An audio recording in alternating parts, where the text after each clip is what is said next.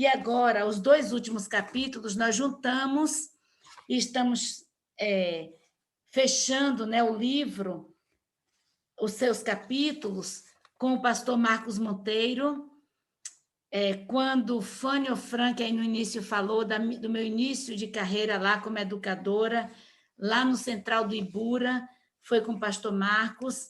Então, ele vai fechar agora essas apresentações, depois nós vamos ter só as considerações finais do nosso editor, e de Júlio, presidente da Academia de Letras, estaremos encerrando o evento. Mas, pastor Marcos, querido pastor, filósofo, escritor, professor, um peregrino nessa vida, alguém que persegue o ideal da vida de Cristo, um intelectual. Eu não sei medir intelectualidades, mas quem sabe, pessoas muito preparadas já falaram que é um dos maiores nomes, se não o maior, desse nosso país, que desafia todos nós, inquieta sempre com suas indagações, mas também nos acolhe com seu amor, não é? E com sua paciência, e com seu jeito de deixar as suas asas e descer, e nos dá asas também, e nos ajudar a voar. Então, com o senhor agora, pastor Marcos, amigo querido e amigo de muita gente aqui, a palavra para fechar os 2 últimos capítulos deste livro, o 7º, que trata das crenças sobre liderança geral aplicadas à educação, a gestão educacional, que está na página 165, e o 8º capítulo são as vozes que validam minhas percepções, que está na página 197, que são escritos de todos os funcionários contemporâneos de hoje.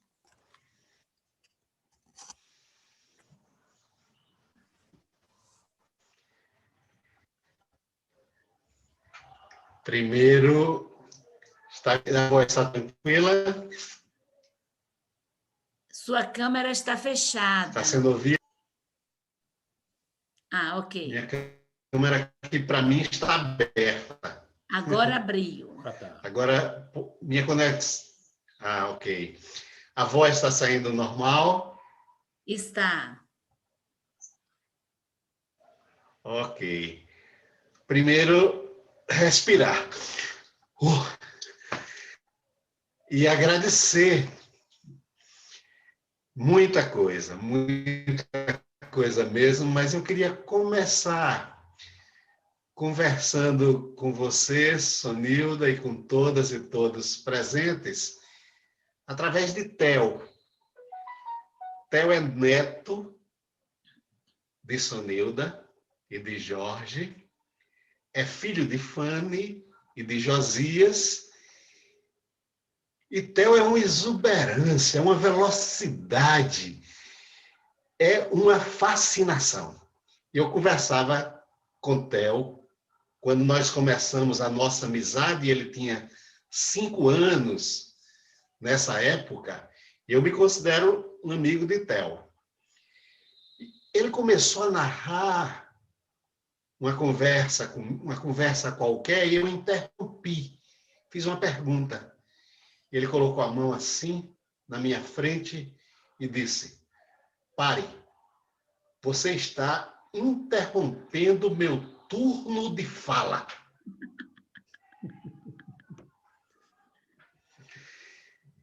Eu esperei. Quando ele terminou, ele disse: pronto, já terminei. Você pode falar agora. O que é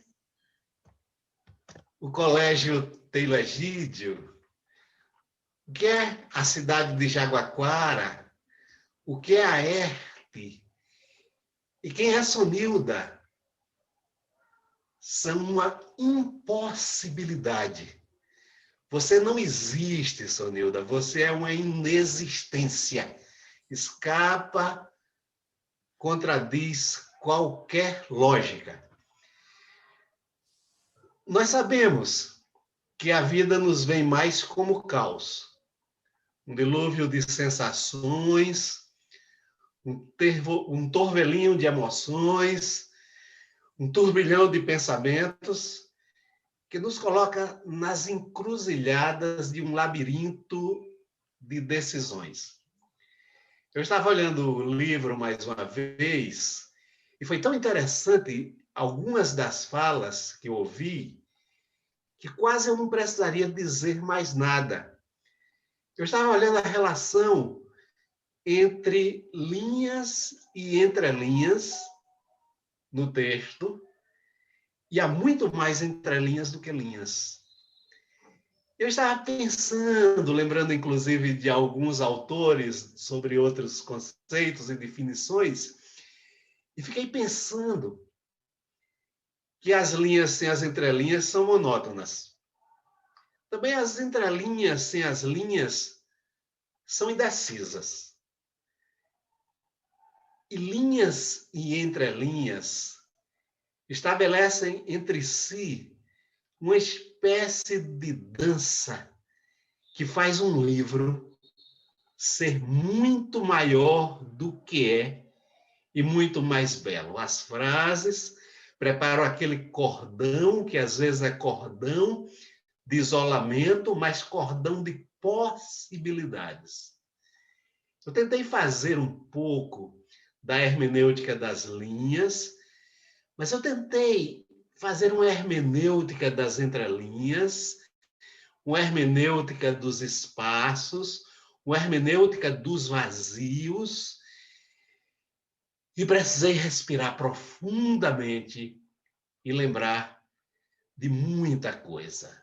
O conceito de palavra-chave de Paulo Freire coloca um livro, a linguagem de um modo geral, como uma possibilidade de abrir portas e janelas para tanta coisa.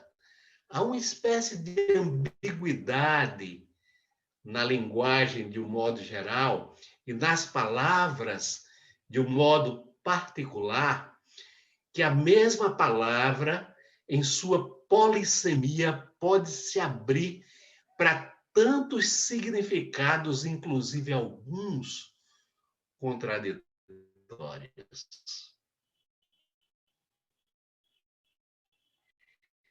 E eu queria ler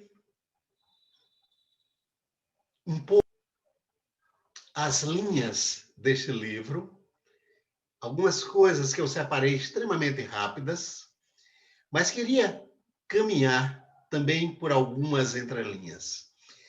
Antes das linhas, tem entrelinhas que eu queria destacar. Estávamos num estudo de caso sobre a ERTE, e meu irmão Marconi, que tentou participar desse encontro, e eu não sei se ele ainda está presente, ele estava muito ocupado no dia de hoje, ele ficou simplesmente deslumbrado, é a palavra, e ele propôs que fizéssemos um esforço, ou pelo menos nos juntássemos para que acontecesse uma ERTE em toda a periferia urbana. E eu penso que esse livro precisa ser lido por todos os habitantes do planeta, Sonilda. Pelas instituições, em sua diversidade, os colégios confessionais ou não, mas precisa ser lido por gestores, ser lido para que talvez algumas das nossas arrogâncias se desmanchassem. E essa ideia de caminhar pela inconclusão, pela fé em um ser que está se refazendo, reavive esperanças e nos convide à ação. E eu estou lendo aqui algumas coisas que diz assim, do livro: o gestor, enquanto pessoa que se evidencia, é entendido por mim, Sonilda, como alguém com a responsabilidade de fazer colocações claras, de ter postura indubitável, ou melhor, de apresentar provas evidentes de sua visão e das suas propostas de trabalho. E os títulos desse capítulo 7, fazer para ensinar. Os liderados refletem o líder.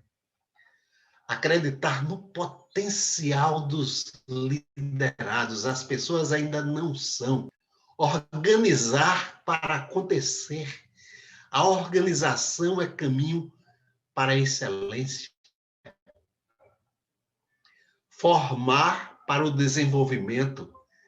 A formação continuada fortalece a instituição. Conscientizar para mudar. As mudanças de paradigmas educacionais devem ser propostas pelos membros do grupo. Proporcionar amizades entre os colegas. A equipe se fortalece quando seus membros constroem relações saudáveis entre si mesmos. Pensar a sucessão desde o primeiro dia da assunção. O líder precisa saber a hora de passar o bastão. Eu achei que essas primeiras linhas têm algumas entrelinhas escritas mesmo.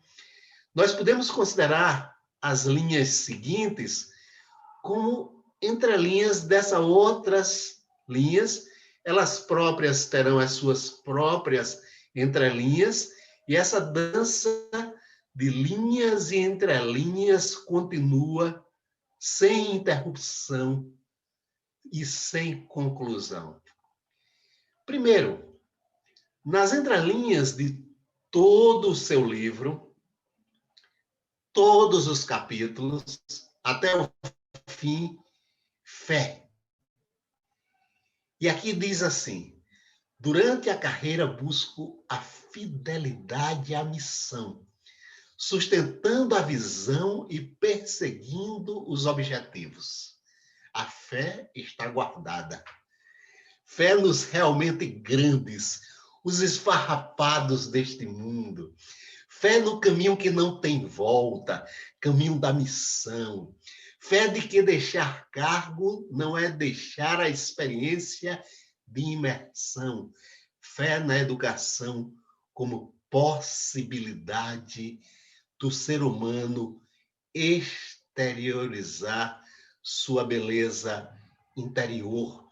Fé no poder do sopro de Deus. Fé na amizade nos amigos.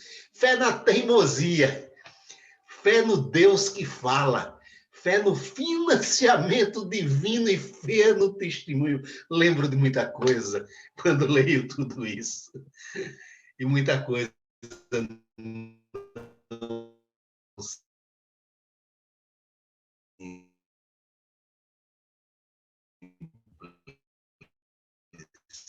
muita coisa, muita coisa.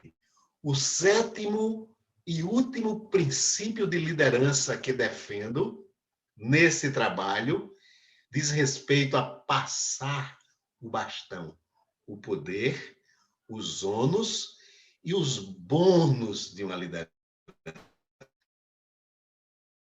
Passá-la de forma responsável, por isso que garanta um futuro melhor que o passado. Amor. Parece ontem, mas são passadas 2 décadas de grandes e inesquecíveis vivências na Casa de Educação Taylor Egídio. Um amor intenso, vivido de forma extravagante. Nada nem ninguém pode deter o exercício da paixão que minha alma nutriu e nutre pelos alunos, seus familiares, os servidores e professores das 2 escolas. Deus fala. Naquele momento, falou-me através de 2 sonhos em que mães grávidas me entregavam seus filhos e eu mesma estava grávida de muitas crianças. Era novembro de 2000. Que bom que Deus falou comigo. São crianças, adolescentes e jovens, mas também são companheiros de missão que fazem parte da comunhão cotidiana inesquecível. Para passar o bastão em paz, temos que repousar a cabeça num justo travesseiro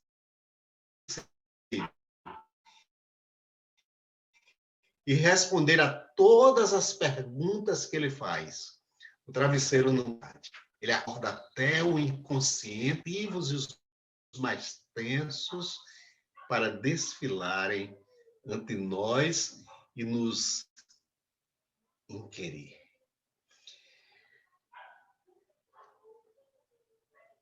Linhas e entrelinhas. Tantas lembranças aqui. Quando eu penso nessa parte que eu descrevo como inexistência e impossibilidade, eu dialogo um pouquinho com a frase de Leonardo Boff, que me marcou, inclusive você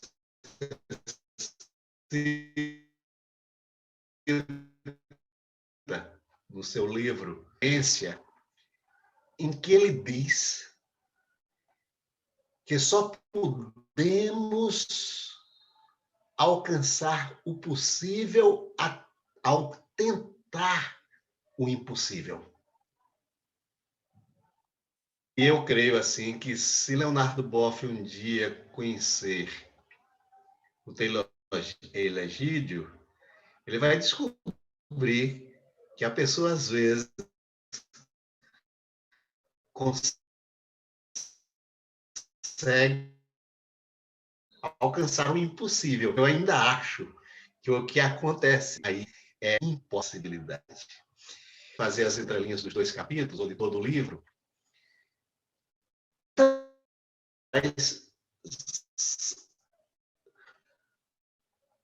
são intensos.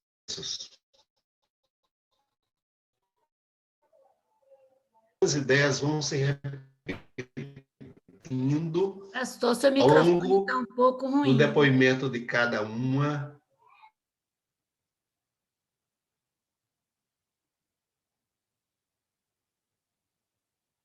Seu microfone. É a conexão, Sônia, que não está boa. Então, se ele conseguir entrar, a gente passa de novo para ele, para quem quiser ficar. Vamos convidar a Magda.